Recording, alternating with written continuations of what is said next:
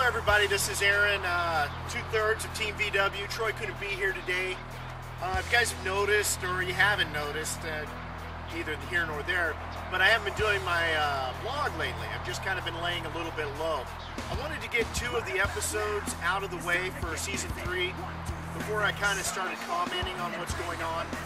Team VW did a wonderful weekly vlog. Video vlog last year, and props to Team, how they do that, Team VW. For last year, they did a great job in that bus. But I was actually honored this year to be picked among so many cool cars. Challenger, a Mach 1 Mustang, Lexus, Team Mini, the Lambo. I went up against some really incredible cars. That Hennessy Viper was incredible. Dale and V, peace out to you two. Really appreciate the props you gave us after we left the show. That was cool out there. You know, I got to see some pretty amazing things while I was doing this race. And has it drained my enthusiasm for Bullrun? Not at all. If anything, it's just whet my appetite. Bullrun is an experience that you have to actually be a part of to understand what it's all about. At the time, you know, you're getting just pulled this way and that. You're in a huge competition that is beyond anything you can possibly imagine.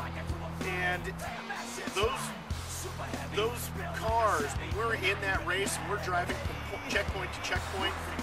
We're 100% in the race. We're not thinking about what's going on around us and how everything else is going. And that's kind of fun and kind of cool. So when you're seeing Mini talking and NSX talking to Lambo, you know, they really are talking strategy. They're really thinking about what's going on next and how it's going to be portrayed forward. Everyone is there to win.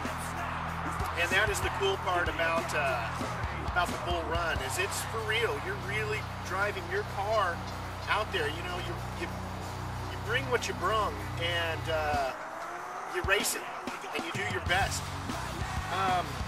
Let me talk a little bit about episode 1, so you guys can kind of get an idea of what's going on with that. So in episode 1, Troy and I came out of West Coast Customs pretty hot. Got our car, we went and fueled up, went right to the checkpoint there in Chinatown on Spring Street. It was real easy. We didn't have any issues.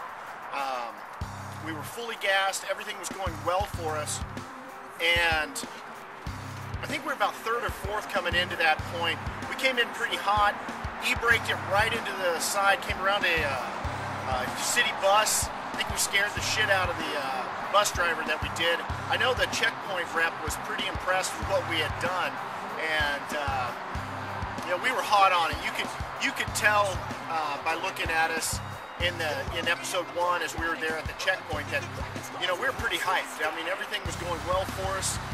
Mr. Happy was running like nobody's business. It was just tuned. Everything was perfect. We didn't have a hiccup at all. Everything was being planted the way we wanted it.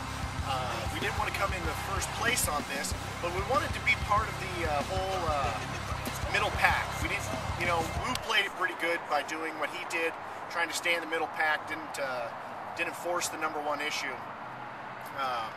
Dale and V did a good job of getting there first. We were on our way. As you saw, all the other teams were coming into the I-5. And we were about, I think it was about 4 o'clock in the afternoon, and they were in rush hour traffic. I feel sorry for them, and they were creeping. When we got our immunity card, not our immunity card, but our next destination card there, checkpoint card, Troy told me not to get onto the 5. He wanted me to go back up to Pasadena, and then over on the, I think it was 205, which was just, it was a brilliant idea.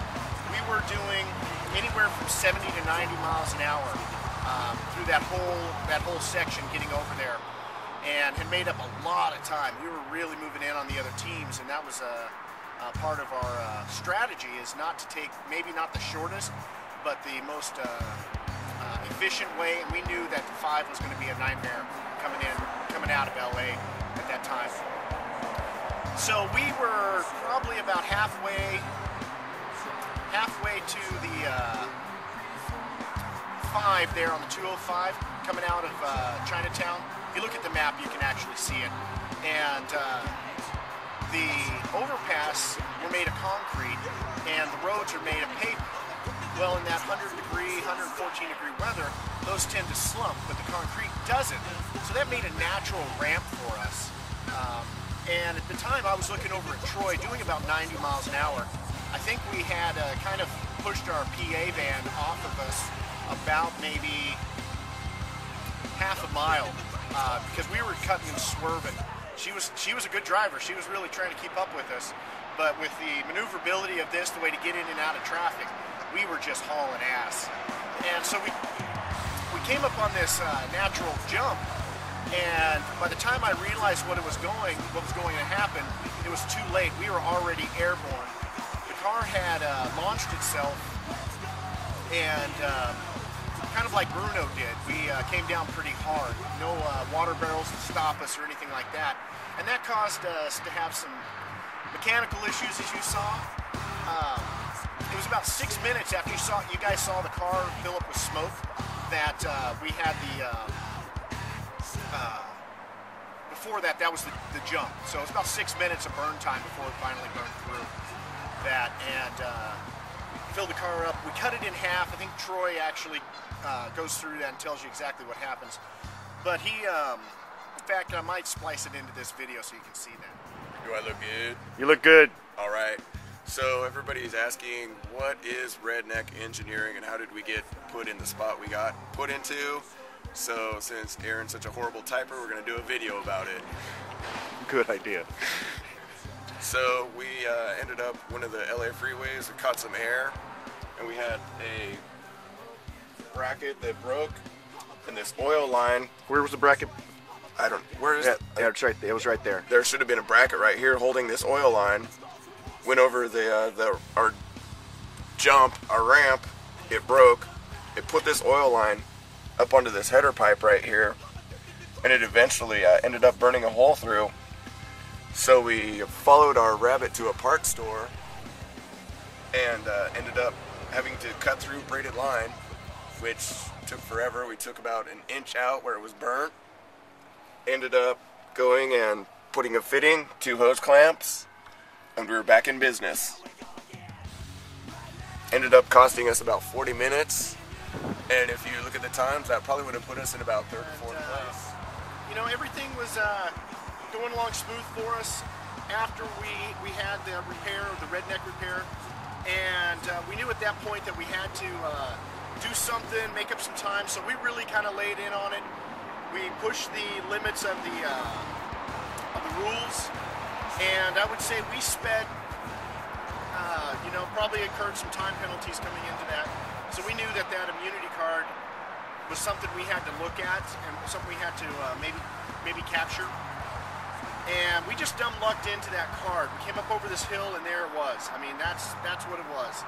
And then so we doubled back towards the graveyard. And, you know, thought we had repaired all of our issues, everything was done. Little did we know that we had actually broken the mount on the starter, and when Troy went around the track for that first half of the leg of the challenge, he had, it had bounced loose. One of the mounts did, and it arced on the starter, re-engaging the starter, causing us to fry the starter. So when we came out of the plane, we popped the doors, the car wouldn't start. Troy and his Herculean effort, and big props out to him for doing it, actually got us going again. We're on the road. I mean, we killed that second half, but it was not enough to overcome Mustang or Johnny B. And so we went home. You know, I don't have to go back. I don't have any hard feelings of Wu with that immunity card. He played the game brilliantly, and it's all props and kudos out to him and his team for doing that.